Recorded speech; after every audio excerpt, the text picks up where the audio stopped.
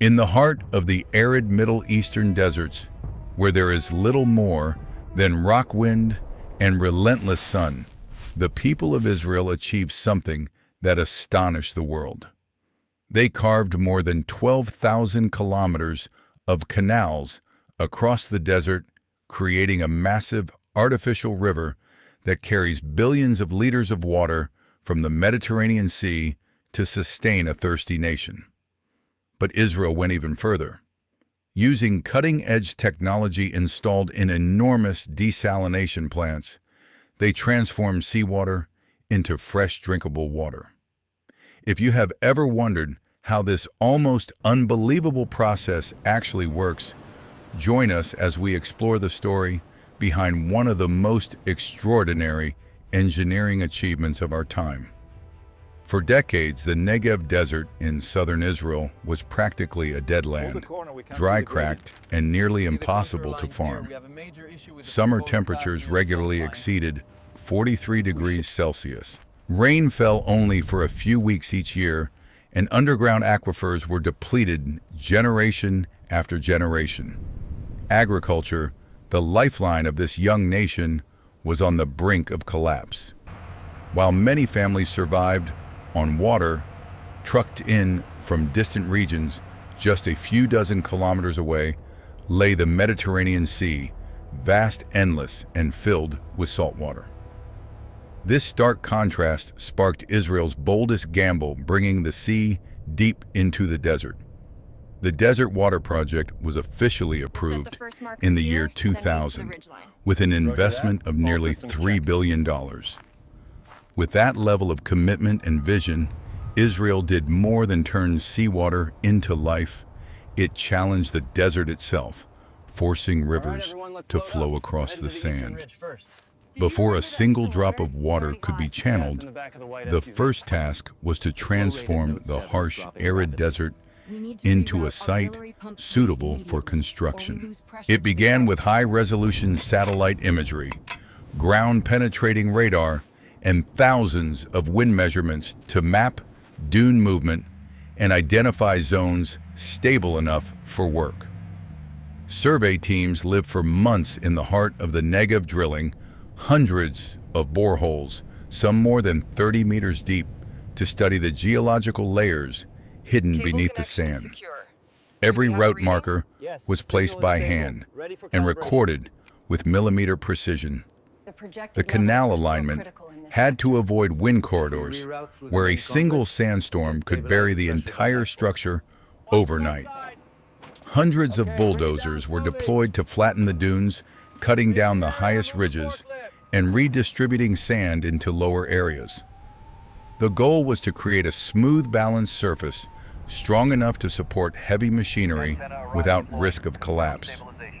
Each section was carefully scraped and leveled under strict supervision, while surveyors checked elevation and slope to maintain uniformity across kilometers of open desert. Conveyor systems removed excess sand, while compactors gently pressed the upper layer to form a firm, stable base. Once the dunes were leveled, the sand still had to be stabilized. Engineers discovered that injecting water into the loose surface helped bind the grains together, creating a denser, more cohesive layer. Using long sprinkler arms and underground piping, controlled amounts of groundwater were applied, allowing moisture to penetrate several centimeters. When the sand reached the proper moisture level, heavy rollers moved in, compacting the surface to eliminate air pockets and lock the particles in place. The constant thunder of steel drums echoed across the desert as each pass turned soft, shifting sand into a solid, uniform foundation. By the time the surface dried under the desert sun, it was strong enough to support cranes, mixers, and supply trucks, a solid base built using nothing more than sand and water. With ground preparation complete, hundreds of excavators and massive dump trucks began one of the largest excavation operations ever undertaken in modern Israel.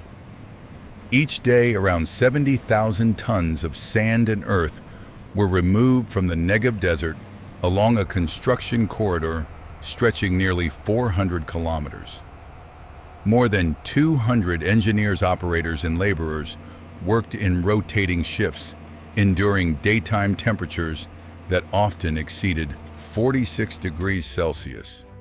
The canal was shaped with a U-profile approximately 45 meters wide at the base and an average depth of 7 meters. To allow water to flow naturally without pumps, the longitudinal slope had to be maintained within an incredibly precise margin, just 2 centimeters of variation every 30 meters. Survey teams rechecked elevations every 50 meters using laser instruments to ensure the canal bed remained perfectly aligned. Most of the excavated sand was reused to form embankments on both sides, creating levees between 3 and 5 meters high. In mountainous terrain, bulldozers cut stepped layers, while in low-lying areas, trucks transported and compacted material to reach the required elevation.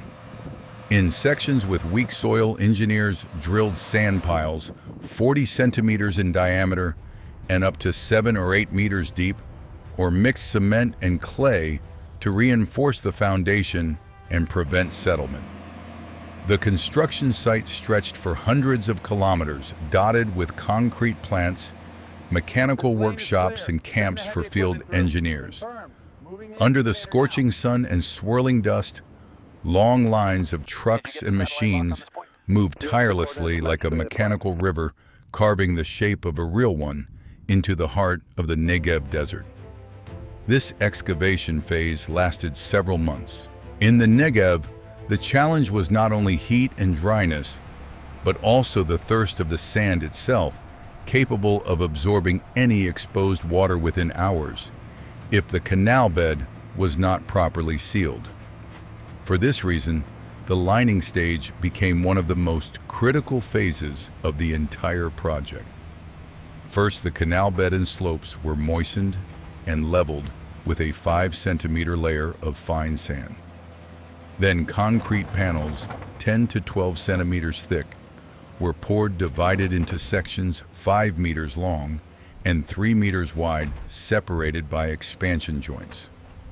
These joints were filled with hot bituminous sealant to prevent leaks and allow for thermal movement. In areas with unstable subsoil, an additional HDPE geomembrane layer was placed beneath the concrete, anchored with steel fasteners, and covered with a protective sand cushion. In total, more than 350 kilometers of canal were lined with concrete, making it one of the largest waterproofing systems ever built in the Middle East. Along the embankments, engineers planted vetiver grass and desert acacia to stabilize slopes and reduce sand encroachment. From the air, the canal appeared as a silver ribbon cutting through a golden sea, an artery of concrete ready to carry its first life-giving water across the desert.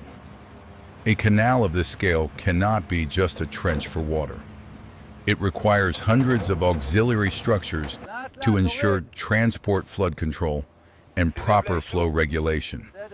At the head of the system, WAPA engineers built the main regulator at the Tanza Dam, where water from the Indalo River is diverted into the canal through 9 massive steel gates. Along the main route are more than 900 engineering components, including reinforced concrete bridges, spillways, siphons, drainage culverts, and aqueducts that carry water over natural streams. Whenever the canal intersects a road or railway, a new bridge is constructed to maintain traffic flow. Where the canal crosses natural waterways, transverse drainage structures, large conduits allow natural flow to pass beneath the artificial channel. Distribution gates are also installed every 10 to 14 kilometers to control flow into secondary branches. Everything must function in perfect harmony, because a single failure whether a gate or an aqueduct could deprive hundreds of hectares of farmland of water. After more than 15 years of construction, the entire canal entered the hydraulic testing phase. Engineers opened gates at the secondary dam, allowing water from the Indolo River to flow section by section, gradually increasing discharge from 500 to 2,000 and then 6,000 cubic feet per second along the route. Technical teams inspected every point, measuring pressure, checking for leaks, monitoring embankments, and recording any ground movement. Every deviation was corrected before full operation began. When the first stream of water flowed through the once dry, cracked canal bed, the regions of Derugti and Jai erupted in celebration. Residents called it the day the desert came back to life. Wherever the water reached, cheers followed. It was not just a flow of water, it was a flow of hope. The realization of a dream. Generations of farmers had waited their entire lives to see. The moment real water finally crossed their land, Mediterranean water began its journey through the artificial river crossing the desert. But it still could not reach people because it was seawater. And in the desert, salt can be even more dangerous than drought. Before becoming a source of life for millions, it had to pass through an intelligent desalination system, a chain of advanced technologies stretching from the coast inland. In this process, seawater passes through multiple stages: mechanical filtration, sand sedimentation, oil separation, followed by nanofiltration and reverse osmosis, where every salt molecule is removed to produce pure potable water. Digital sensors constantly monitor salinity pressure and flow, automatically adjusting the process to maintain maximum purity. Only after passing all these layers of control does the water enter the main canal, beginning its hundreds-kilometer journey through the Negev Desert, not as seawater, but as a true lifeline for an entire nation built on hope and resilience. Although pre-treatment may capture large debris and sediments, seawater still contains countless fine particles and microscopic organisms. To prevent them from clogging the heart of the technology that follows a fine filtration phase is introduced. Inside massive filtration tanks, black hollow fiber membranes act as ultra-thin barriers, blocking algae, bacteria, and even the tiniest particles. These initial filtration stages are only the beginning. The decisive phase occurs inside the reverse osmosis system. Under immense pressure, seawater is forced through semi-permeable membranes, whose pores are hundreds of times smaller than a human hair. This invisible wall allows only pure H2O molecules to pass, while salts, heavy metals, and residual compounds are left behind. High-pressure pumps generate tens of bars of compression, transforming a salty, murky mixture into an almost pure flow. However, when water exits the reverse osmosis modules, it is so pure that it is practically empty, and that emptiness must be corrected. Precise dosing systems add small amounts of calcium and magnesium to balance pH and restore a clean, natural taste. Then comes disinfection. Ultraviolet light, or ozone, eliminates any remaining microorganisms, while a minimal amount of chlorine ensures long-term safety in pipelines. Every parameter is monitored in real time, and laboratory samples are continuously analyzed.